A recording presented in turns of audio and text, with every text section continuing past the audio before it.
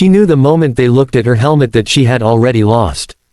The security guard's eyes traveled from the dusty wheels of her old blue bicycle to the sweat on her forehead, then to the neatly ironed but faded white shirt she had worn for every important day of her life. In the glass reflection of the towering corporate building, she saw herself standing small and out of place, like a smudge on polished steel. Around her, cars with tinted windows slid into the parking lot like silent declarations of success. She parked her bicycle beside a hedge, trying to hide it, trying to shrink. Before we continue, if you believe that kindness can change a life, that second chances matter more than first impressions, take a moment to like this video, share it, and subscribe to the channel. Comment below where you're watching from and whether you believe destiny can turn in a single heartbeat. Your support helps stories like this reach the people who need them most. Her name was Aisha, and she had ridden 12 kilometers under the harsh morning sun to reach that interview. 12 kilometers that felt like the distance between hope and humiliation. Her family lived in a narrow two-room house at the edge of the city, where the walls peeled like tired skin and the ceiling fan made more noise than wind. Her father had once worked as a mechanic, but a back injury had reduced him to occasional odd jobs. Her mother stitched clothes for neighbors late into the night. Aisha was the eldest of 3 siblings, and she carried not just her worn leather bag that morning, but the silent weight of expectations.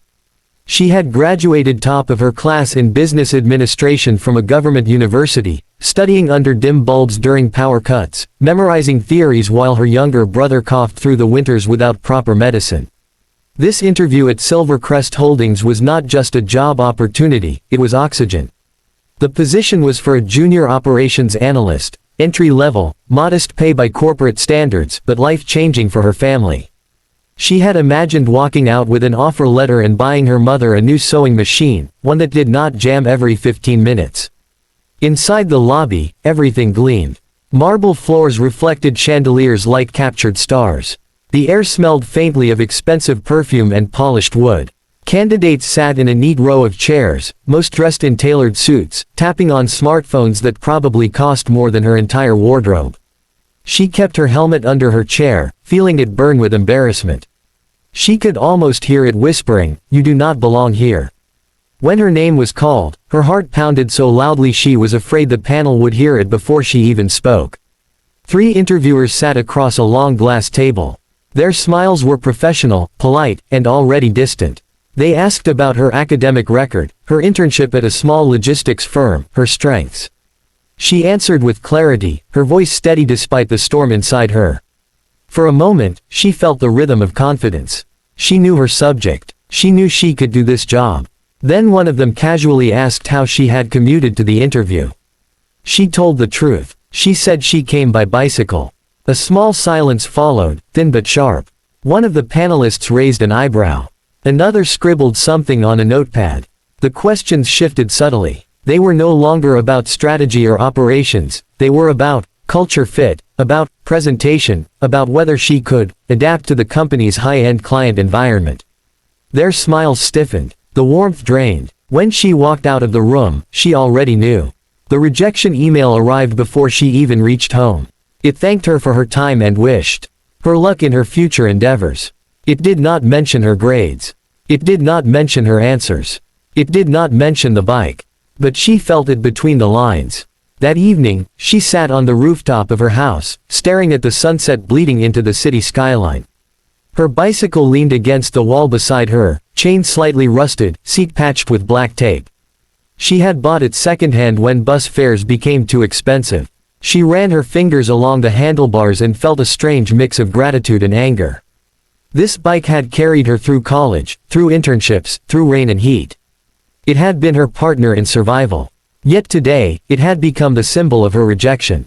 Days passed, heavy and slow. She applied to more companies, sent resumes into the digital void, received polite refusals. Her father tried to hide his disappointment behind forced optimism. Her mother continued sewing, the needle flashing under dim light. Every rejection felt like a verdict not just on her skills, but on her background. One afternoon, as she pedaled through the busy market road to deliver stitched clothes for her mother, a black luxury car abruptly stopped in front of her. She braked hard, the bicycle skidding slightly. The car door opened, and a man stepped out, mid-50s, sharp suit, silver hair that seemed carefully arranged. His expression was more startled than angry. He looked at the slight scratch on the side of his car and then at her trembling hands gripping the handlebars. The crowd gathered quickly, as crowds always do when there is potential drama. Someone muttered that she should pay for the damage. Someone else laughed at her, cheap ride. She apologized repeatedly, her voice shaking. She knew even a minor repair could cost more than her family's monthly groceries. The man studied her face, not with irritation but with curiosity. He asked if she was hurt. She shook her head. He asked why she looked so terrified. She hesitated, then admitted that she could not afford any damage. There was something in her honesty that made him pause. He waved away the crowd and signaled his driver to move the car slightly.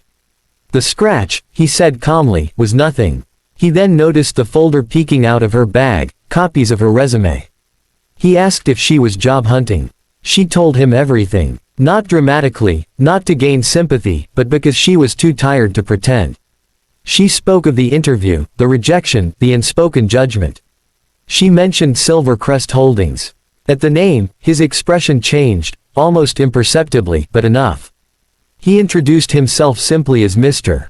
Rahman. He did not mention that he was the founder and majority shareholder of Silvercrest Holdings, a man who had built the company from a single rented office decades ago. He asked if she would mind meeting him the next morning at the company headquarters, not for an interview but for a conversation. The next day, she returned to the same towering building. This time, she did not try to hide her bicycle. She parked it openly near the entrance. The security guard, who had previously glanced at her with indifference, suddenly stood straighter when he saw Mr. Rahman himself step out of the elevator to greet her. Inside his office, far grander than the interview room, floor-to-ceiling windows overlooked the city she had struggled through all her life. Mr. Rahman listened as she described her ideas about streamlining operations for small vendors, about using data to reduce waste in supply chains. He asked challenging questions, and she answered with the same steady intelligence she had shown before.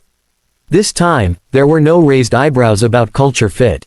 There was only interest. He then asked her why she rode a bicycle. She said it saved money. It was reliable. It kept her independent. It reminded her that progress did not always require luxury, just persistence. Mr. Rahman leaned back, his eyes distant for a moment. He told her about his own beginnings, how he had once delivered documents on a borrowed scooter because he could not afford public transport daily. How he had been turned away from meetings because his shoes were not polished enough. How he had promised himself that if he ever built something big, he would not let it become blind to struggle. That afternoon, she did not receive an offer letter. Instead, she was invited to present her ideas to the senior management team the following week. It was not charity. It was a test. The week leading up to the presentation was the longest of her life. She borrowed a laptop from a friend, worked late nights crafting slides, practicing her delivery. Her siblings watched her rehearse as if she were already on television. Her mother ironed her white shirt again and again until it looked almost new. On presentation day, she rode her bicycle once more. The parking lot was filled with luxury cars, but she no longer felt small. Inside the boardroom, executives listened as she spoke about efficiency, about grassroots logistics, about understanding customers who did not arrive in expensive vehicles. She spoke not just from textbooks, but from lived experience. When she finished, the room was silent, not with dismissal, but with thought. 2 days later, she received a call offering her the position, not as a junior analyst, but as part of a newly formed operations innovation team reporting directly to Mr. Rahman. The salary was more than she had dared to hope. When she told her family, her father wept quietly for the first time in years. But the story did not end there. Months into her role, she worked relentlessly, proving that her ideas were not lucky guesses. She visited small vendors, rode alongside delivery workers, gathered data others overlooked. The company began implementing her recommendations. Costs reduced. Efficiency improved. Profits quietly climbed. One morning, during a quarterly meeting, Mr. Rahman addressed the entire staff. He spoke about vision and growth, about remembering where one comes from. Then he invited Aisha to stand beside him. He publicly acknowledged that the company had once nearly lost a talent because of a superficial judgment. He announced a new hiring policy that emphasized skill and potential over appearance and background. As she stood there, she thought of the day she had hidden her bicycle behind a hedge. She thought of the rejection email. She realized that what had once humiliated her had become her strength. The bicycle remained her choice of commute, even when she could now afford a car. It was her reminder that worth is not measured in chrome and leather. If this story is touching your heart right now, if you believe that no one should be judged by the vehicle they arrive in or the clothes they wear, take a moment to like this video, share it with someone who needs encouragement, and subscribe for more stories that restore faith in humanity. And before we reach the final lines, I have a special request. Comment the word dignity below if you believe every person deserves respect, regardless of their background. Years later, when people asked her about her success, she never began with the promotion or the policies she helped shape. She began with the rejection. She spoke about how close she had come to giving up, about how a single encounter at a busy market changed her direction. She often said that opportunity sometimes wears the face of inconvenience, and that humiliation can be the doorway to transformation. Her bicycle eventually grew old beyond repair. On her last ride with it, she pedaled slowly through the same market road where she had almost collided with a black car. She felt gratitude rather than shame. She had learned that dignity is not something a company grants or denies, it is something one carries, like balance on two wheels, through uneven roads. The girl who was once rejected for arriving by bike became the woman who ensured no candidate would ever be dismissed for the same reason again. And somewhere in the city, countless young dreamers rode their own humble vehicles toward glass buildings, unaware that the path had been made a little kinder because one poor girl refused to believe that her worth could be parked beside a hedge. If this story moved you even a little, if it reminded you to look beyond appearances and believe in second chances, please engage with this video. Your like, your comment, your share might be the encouragement someone else needs to keep pedaling forward.